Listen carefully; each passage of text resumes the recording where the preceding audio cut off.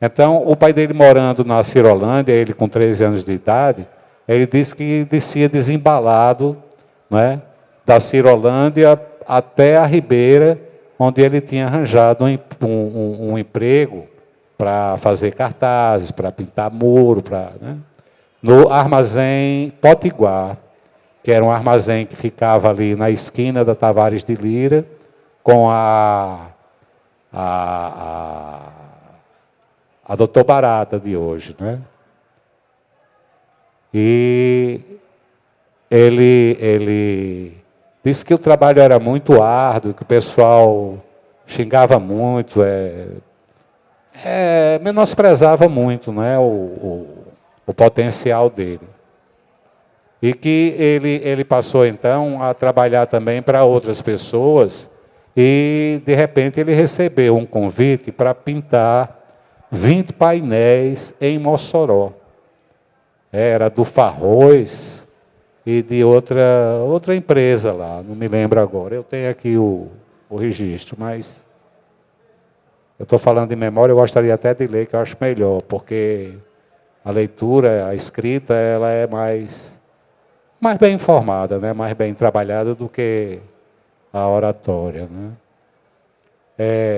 Então, ele diz que ganhou muito dinheiro com essa encomenda feita em Mossoró, e quando voltou a Natal, já depois de ter pedido demissão no armazém Potiguar, ele volta nesse armazém e compra, né, os melhores tecidos para ternos, para camisas, e as melhores gravatas, e diz que pede para deixar no endereço dele, que ele já morava na Rua da Guanabara, onde morreu, né?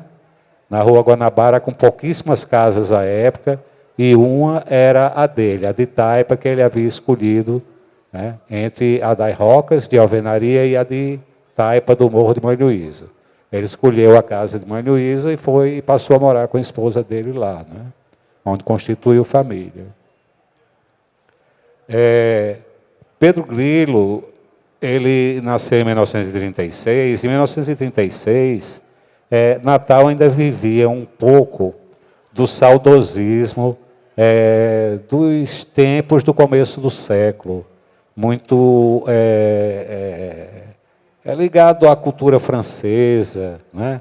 Onde os seresteiros, as pessoas que cantavam, que tocavam algum instrumento, eram pessoas de muito boa querência na cidade, né? Porque naquela época não tinha rádio, não tinha televisão, não tinha praticamente diversão nenhuma.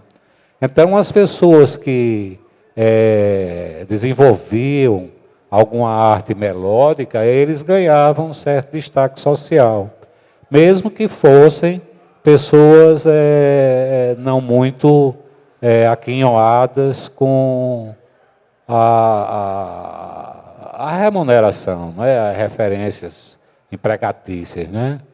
E Grilo, ele gostava muito de fazer os trabalhos dele, né? Já sob encomenda, ganhando bem razoavelmente, não é? Porque a propaganda dessa época ainda pagava muito pouco, né?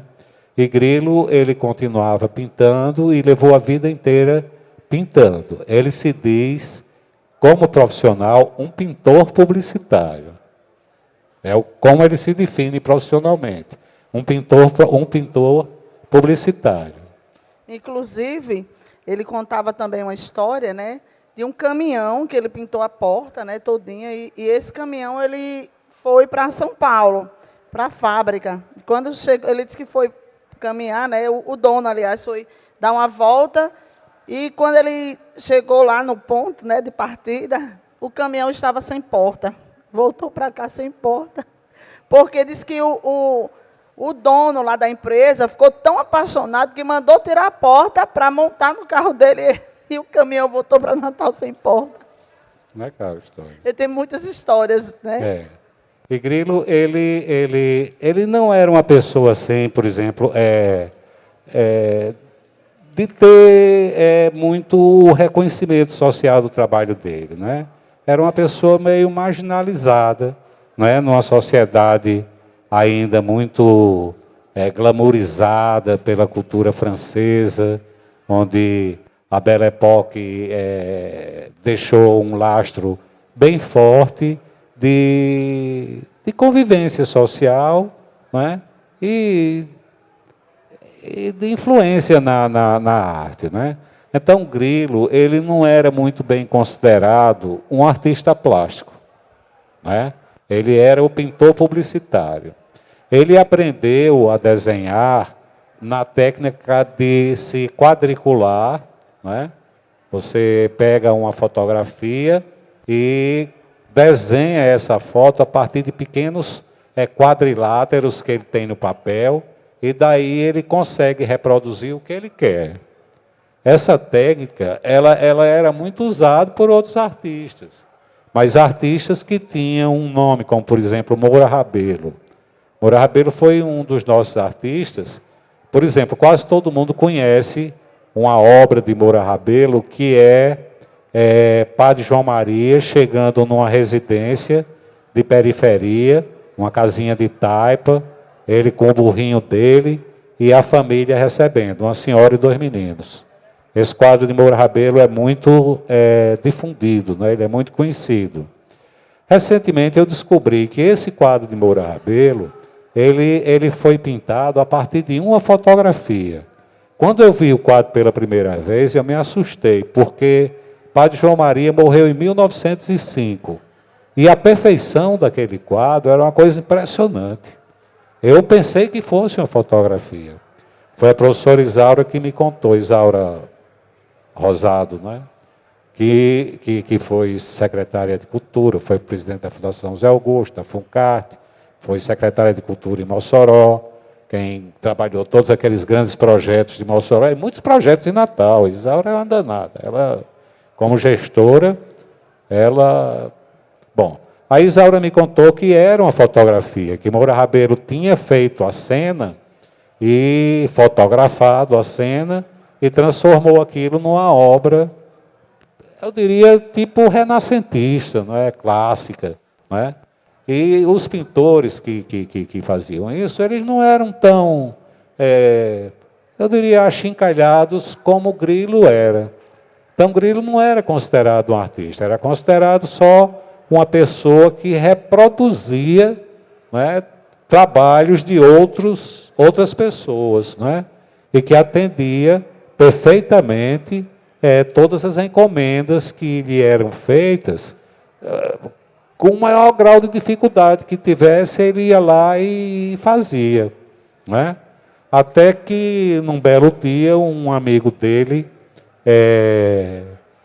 chegou com 4 fotografias das rocas alagadas, né? As rocas ali, onde hoje, por exemplo, é o Hospital dos Pescadores, até o Canto do Mangue, aquilo era um alagado só, que enchia na maré cheia. E um pouco mais para trás tinha a Lagoa do Jacó, que é uma lagoa que a nossa geração não conheceu, mas era uma lagoa perene, uma lagoa que inclusive está no mapa da invasão holandesa de 1633, né? Um mapa holandês da invasão holandesa aqui em Natal, na tomada do forte, em 1633. Então era uma região realmente muito alagada. E as rocas surgiu em função do porto, né? O porto de Natal, ele começa a ser trabalhado mais ou menos em começo do século XX, né? Com os primeiros enrocamentos da beira do rio Potengi, né? Primeiro, fazendo o enrocamento da parte de Braço de Mar, que invadia a hoje Praça Augusto Severo, que na época era a Praça da República, e aquilo ali também era um alagado. E a Ribeira e a Cidade Alta, que eram os únicos 2 bairros, eles eram divididos por esse alagado. E eram 2 bairros briguentos, né? Viviam brigando uns com os outros, com a história, né? Dos Xarias, né? Que tinham nascido na Ribeira, Xaria por conta de xarel, que era um peixe de segunda, e os canguleiros, aliás, os charias eram da cidade alta, que eram peixe de primeira, né? E os canguleiros, que comiam canguros, eram os da ribeira, né? Que eram peixe de segunda categoria, né?